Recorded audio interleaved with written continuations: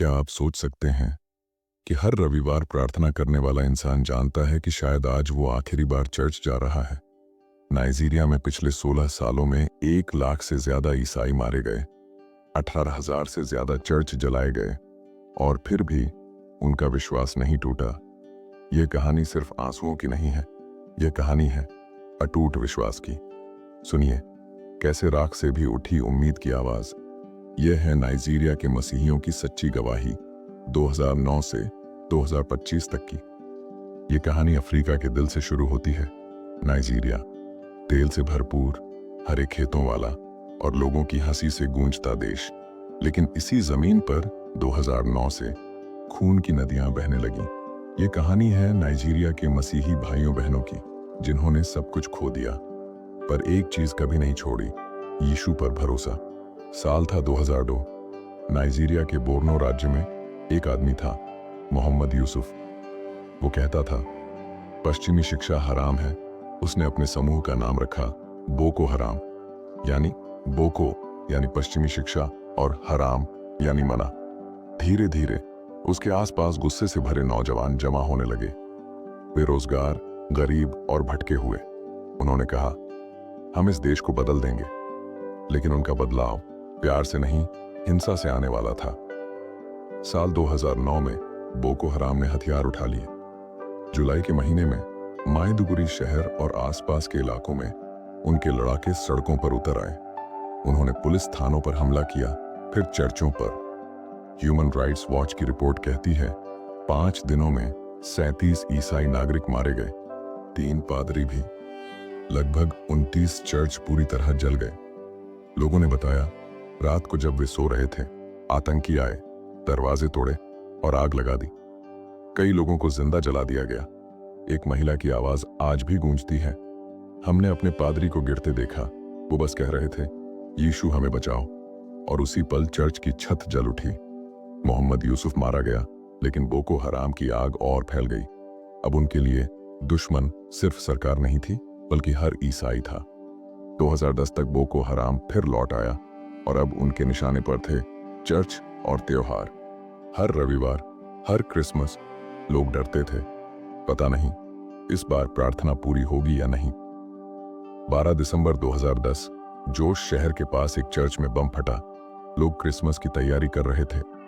30 से ज्यादा लोग वहीं मारे गए, कई घायल हुए। किसी को नहीं पता था किस दिन कौन सी प्रार्थना आखिरी होगी।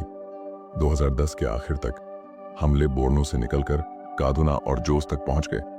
अब बोको हराम देश भर में फैल चुका था। क्रिसमस का दिन 25 दिसंबर 2011, राजधानी अबुजा के पास मैडाला का चर्च। लोग गा रहे थे जॉय टू द वर्ल्ड। अचानक एक कार फटी, चारों तरफ धुआं, चीखें, खून। 44 लोग मारे गए, 100 से ज्यादा घायल। बोको हराम ने कहा हाँ हमने किया, यह हमारी जंग है। पूरे नाइजीरिया में दहशत फैल गई। कादुना, प्लेटो, योबे, हर जगह चर्चों पर हमले शुरू हो गए। ह्यूमन राइट्स वॉच के अनुसार सिर्फ 2011 में 500 से ज्यादा ईसाई मारे गए। फिर भी लोग हर रविवार चर्च आते रहे। भले ही छत जली हुई हो, दीवारें टूटी हों, पर उनकी आस्था नहीं टूटी। एक पादरी ने कहा था अगर दीवारें गिर गई हैं तो भी हमारे घुटने झुकेंगे। 2012 में बोको हराम ने एक और जंग शुरू की। अब उनके निशाने पर थे ईसाई स्कूल और कॉलेज। दमाटुरू, पोटिस्कुम, माइदुगुरी, हर जगह मिशनरी स्कूलों को आग लगाई गई। छात्रों और शिक्षकों को मारा गया। एमनेस्टी इंटरनेशनल की रिपोर्ट कहती है 2012 तक बोको हराम ने 800 से ज्यादा हमले किए। करीब 3000 लोग मारे गए, जिनमें ज्यादातर ईसाई थे। लोगों ने बच्चों को स्कूल भेजना बंद कर दिया, क्योंकि अब पढ़ाई मतलब मौत का खतरा था। उत्तरी नाइजीरिया के गांव खाली होने लगे। 16 लाख से ज्यादा लोग अपने घर छोड़कर भागे। जंगलों में, अस्थायी कैंपों में, भूखे प्यासे लेकिन जीवित। वो कहते थे हमारे पास सब छूट गया है, बस यीशु बचा है। 2013 में बोको हराम और शक्तिशाली हो गया।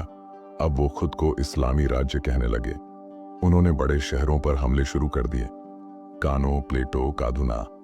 एक बस अड्डे पर बम फटा। जिस बस में ईसाई लौट रहे थे, उसी को निशाना बनाया गया।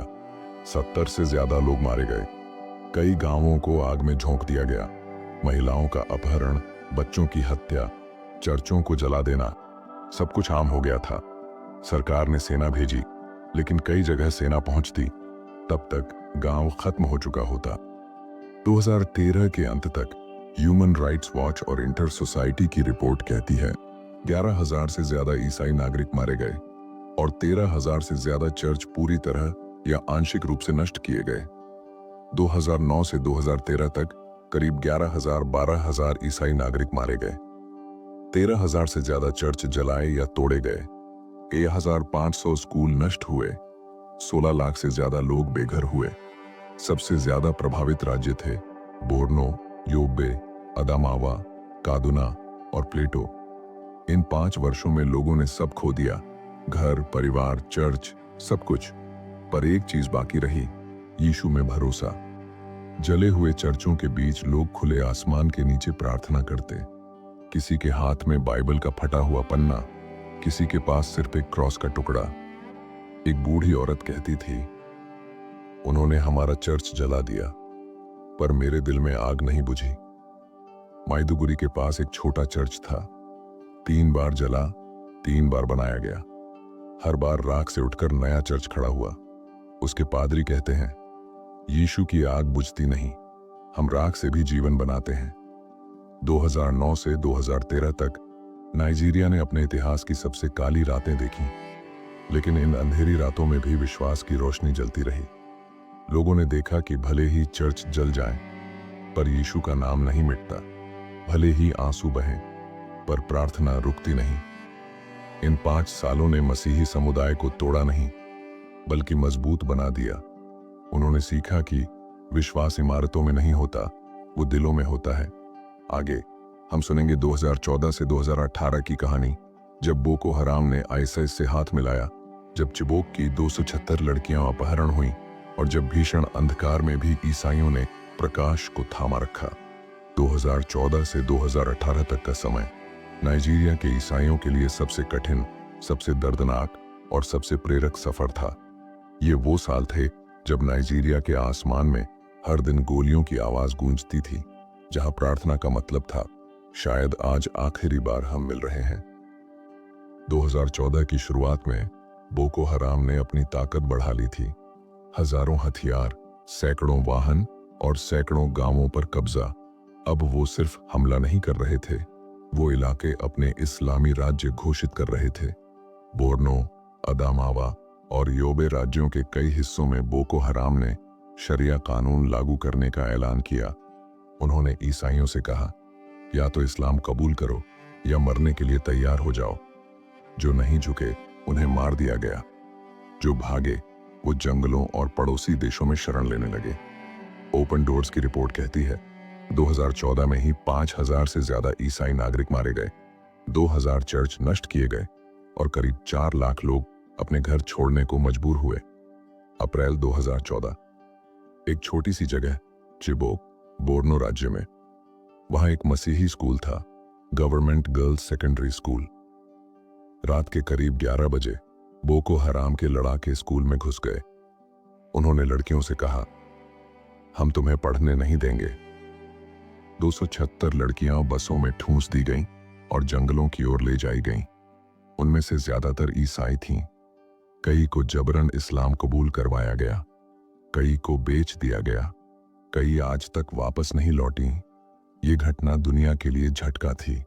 पूरा विश्व बोला, ब्रिंग बैक आवर गर्ल्स। पर नाइजीरिया के ईसाई बोले, वे सिर्फ हमारी बेटियां नहीं, हमारे विश्वास की मिसाल हैं। उनके माता पिता आज भी कहते हैं, हम रोते हैं पर प्रार्थना करते हैं, क्योंकि हमें यकीन है यीशु उन्हें कभी नहीं छोड़ेगा। अगस्त 2014 में बोको हराम ने गोजा शहर पर कब्जा कर लिया। उन्होंने घोषणा की, अब यह इस्लामी राज्य की राजधानी है। उन्होंने चर्चों को जलाया, क्रॉस तोड़े और कहा, अब यहां सिर्फ हमारी इबादत होगी। हजारों ईसाई मारे गए। कई को पहाड़ों की ओर भागना पड़ा। कई महिलाएं बोको हराम के हाथों में कैद हो गईं।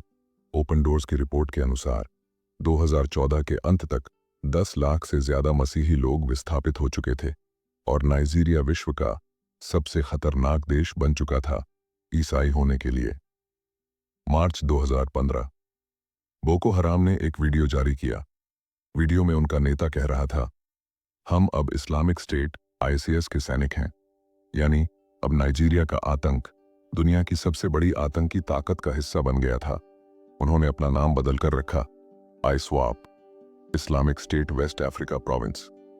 और तब शुरू हुआ एक नया और भी खतरनाक दौर। अब हमले और योजनाबद्ध हुए। गांवों को घेर लिया जाता, पहले पुरुषों को मारा जाता, फिर महिलाओं और बच्चों को ले जाया जाता। 2015 के पूरे साल में 4200 से ज्यादा ईसाई मारे गए। 500 से ज्यादा चर्चों को नुकसान पहुंचा। बोर्नो राज्य का एक गांव बिचिका, वहां एक चर्च था, छोटा सा। बोको हराम ने हमला किया। लोग भागे पर पादरी नहीं भागा। उसने कहा, अगर मेरे लोग डर जाएं तो कौन रहेगा जो उन्हें हिम्मत दे। आतंकियों ने उसे घेरा। वो बस कहता रहा, यीशु मसीह मेरा उद्धार करता है। फिर गोलियां चलीं। लोग कहते हैं ये उसके खून से मिट्टी पर एक क्रॉस बना था और आज भी उस जगह लोग प्रार्थना करने जाते हैं। 2016 में नाइजीरिया के उत्तर में हिंसा अपने चरम पर थी। बोको हराम दो हिस्सों में बांट गया। एक गुट अबूबकर शेकाऊ के साथ, दूसरा आईएसआईएस के आदेश में आईस्वाप बना। इन दोनों गुटों में मुकाबला भी चलता, पर दोनों का निशाना एक ही था, ईसाई समुदाय। यूएनएचसीआर और इंटर सोसाइटी की रिपोर्ट कहती है, साल 2016 में 6000 से ज्यादा ईसाई नागरिक मारे गए। 2200 से ज्यादा चर्च या तोड़े या जला दिए गए। लगभग 15 लाख लोग बेघर हुए। फिर भी चर्चों में भजन गूंजते रहे। लोग कहते थे, हमारे घर जल गए पर हमारा दिल जलाया नहीं जा सकता। 2017 में बोको हराम के अलावा एक और नया खतरा उभरा, फुलानी मिलिटेंट्स या फुलानी हर्ड्समैन। ये लोग चरवाहे समुदाय से थे, लेकिन उनमें कई कट्टरपंथी गुट बन गए। उन्होंने खेतों, गांवों और चर्चों पर हमले शुरू किए। क्रिश्चियन सॉलिडेरिटी वर्ल्ड वाइड की रिपोर्ट के मुताबिक सिर्फ 2017 में 2500 से ज्यादा ईसाई नागरिक इन चरवाहा हमलों में मारे गए। उनका तरीका अलग था। रात को गांव में घुसते, घरों में आग लगाते, फसलें जलाते और जो विरोध करे उसे मार देते। सरकार पर आरोप लगा कि वो इन हमलों को रोकने में विफल रही। कई जगह तो पुलिस भी नहीं पहुंची, पर चर्चों में लोग अब भी गाते थे, यीशु ही हमारी ढाल है। 2018 तक ईसाई समुदाय टूट चुका था, पर खत्म नहीं हुआ था। बोको हराम कमजोर हुआ, लेकिन फुलानी हमले बढ़ गए। अब नाइजीरिया के मध्य भाग, कादुना, प्लेटो, बेनुए, इन सब जगहों पर भी हिंसा फैल गई। ओपन डोर्स की वर्ल्ड वॉच लिस्ट 2018 के अनुसार नाइजीरिया उस साल दुनिया में 6ठे नंबर का सबसे खतरनाक देश था ईसाई होने के लिए। लेकिन उसी साल कुछ नया हुआ। लोगों ने कहा, अब हम डरेंगे नहीं। जले हुए चर्चों को फिर बनाया गया। कई जगह बांस और मिट्टी से चर्च खड़े किए गए। लोग खुले मैदान में प्रार्थना करने लगे। एक छोटी लड़की जिसका स्कूल जल गया था, उसने कहा, मैं फिर पढ़ूंगी, क्योंकि मेरी किताबें उन्होंने जलाई हैं, पर मेरे सपने नहीं। इन 5 सालों में ईसाई समुदाय ने सीखा, विश्वास सिर्फ शब्द नहीं बल्कि जीवन है। उन्होंने अपने बच्चों को सिखाया, डरना मत। अगर यीशु हमारे साथ है तो कोई हमें मिटा नहीं सकता। जले हुए चर्चों के ऊपर लोगों ने क्रॉस दोबारा लगाया। वो कहते थे, यह राख नहीं, यह बीज है, यहां से नई आशा उगेगी। 2014 से 2018 तक का समय नाइजीरिया के इतिहास की सबसे भयानक अवधि थी। बोको हराम और आईसिस ने लाखों को मारा, जलाया, भगाया, पर वे एक चीज नहीं जला पाए, यीशु में विश्वास। इन 5 वर्षों ने सिखाया कि विश्वास दीवारों से नहीं, दिलों से बनता है। भले ही धरती जल जाए, भले ही घर टूट जाए, पर जो यीशु में भरोसा रखता है वो राख से भी पुनर्जन्म लेता है। आगे हम देखेंगे कैसे इन सालों के बाद भी नाइजीरिया के ईसाई हार नहीं माने। कैसे 2019 से 2025 तक 7000 से ज्यादा नए हमलों के बावजूद उन्होंने आशा नहीं छोड़ी। साल 2019 की शुरुआत में नाइजीरिया का माहौल डर और अनिश्चितता से भरा था। बोको हराम अभी भी सक्रिय था। आईएसआईएस से जुड़े आईस्वाप गुट ने उत्तरी राज्यों में हमला तेज कर दिया था और साथ ही फुलानी चरवाहा मिलिशिया अब नाइजीरिया के मध्य भाग में फैल चुकी थी। प्लेटो, कादूना, बेनुए, तराबा, हर जगह से एक जैसी खबरें आने लगीं। रात में गांवों पर हमले, घरों में आग और सुबह सिर्फ राख और सन्नाटा। जनवरी 2019 में कादूना राज्य के एक गांव पर हमला हुआ। हमलावरों ने गांव को चारों ओर से घेर लिया। लोग सो रहे थे, आग लगा दी गई। कुल 135 लोग मारे गए, ज्यादातर ईसाई परिवार। मारे गए एक पिता की पत्नी ने कहा, उन्होंने हमारा घर जला दिया, पर मैं जानती हूं कि मेरे पति यीशु के साथ हैं। उसकी आवाज कांप रही थी, पर आंखों में एक अजीब शांति थी, वो शांति जो सिर्फ विश्वास से आती है। बोर्नो राज्य में बोको हराम ने एक चर्च को घेर लिया। पादरी और कुछ लोग अंदर फंसे हुए थे। उन्होंने दरवाजे पर आग लगा दी। लोग चीख रहे थे। पादरी ने बस कहा, पिता, इन्हें माफ कर, क्योंकि ये नहीं जानते कि ये क्या कर रहे हैं। वो शब्द गूंजे और फिर सब कुछ राख में बदल गया।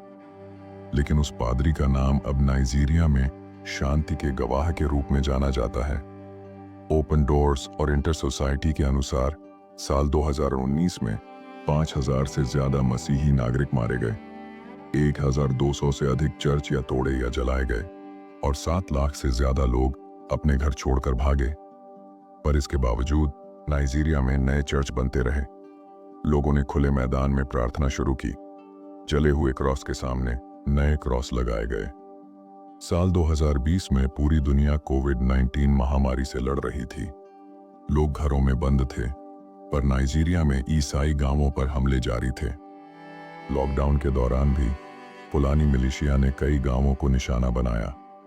क्रिश्चियन सॉलिडेरिटी वर्ल्ड वाइड की रिपोर्ट के अनुसार सिर्फ 2020 में 3,500 से ज्यादा ईसाई नागरिक मारे गए। कई को जंगलों में भागना पड़ा और कुछ ने चर्चों के खंडहरों में शरण ली। फिर भी लोग हर रविवार को खुले आसमान के नीचे भजन गाते थे। एक महिला ने कहा, हमारा चर्च गिर गया है, लेकिन यीशु अब भी यहीं है। साल 2021 में हमलों का पैटर्न बदल गया। अब आतंकवादी सिर्फ उत्तर पूर्व में नहीं, बल्कि पूरे उत्तर मध्य में फैल गए।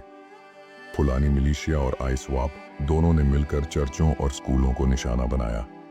ओपन डोर्स की रिपोर्ट कहती है 2021 में 4,150 ईसाई नागरिक मारे गए। यह पूरे विश्व में मारे गए ईसाइयों की संख्या का लगभग आधा था, सिर्फ नाइजीरिया में। साथ ही 3,500 चर्चों को जला दिया गया। कई पादरियों का अपहरण हुआ और फिरौती न देने पर हत्या कर दी गई।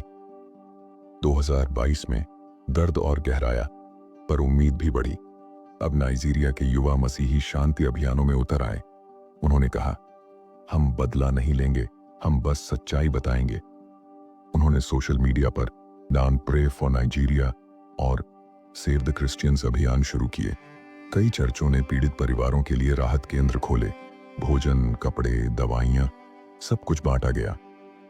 उस साल इंटर सोसाइटी की रिपोर्ट के अनुसार 5,100 ईसाई नागरिक मारे गए, 700 चर्चों पर हमले हुए, लेकिन 100 से ज्यादा नए चर्च भी बने। साल 2023 में नाइजीरिया में चुनाव हुए। देश में अस्थिरता थी और इसी बीच आतंकियों ने इसका फायदा उठाया। फुलानी और आईस्वाप दोनों ने चर्चों और स्कूलों पर कई बम हमले किए।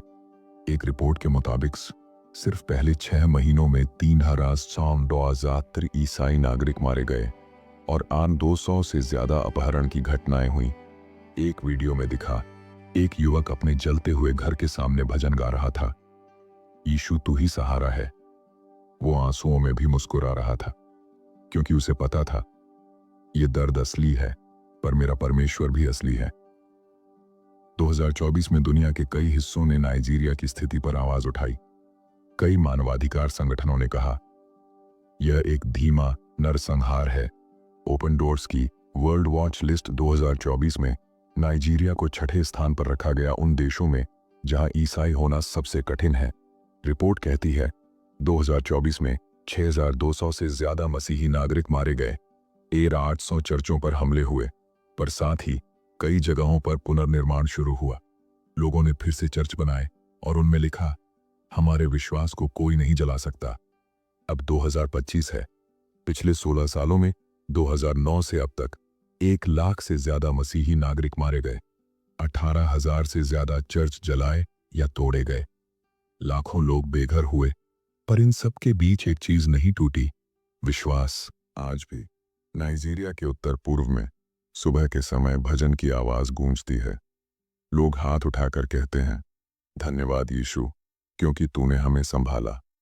कई पादरी जो पहले सब खो चुके थे आज फिर बच्चों को पढ़ा रहे हैं। कई महिलाएं जिनके परिवार खत्म हो गए आज अनाथ बच्चों की देखभाल कर रही।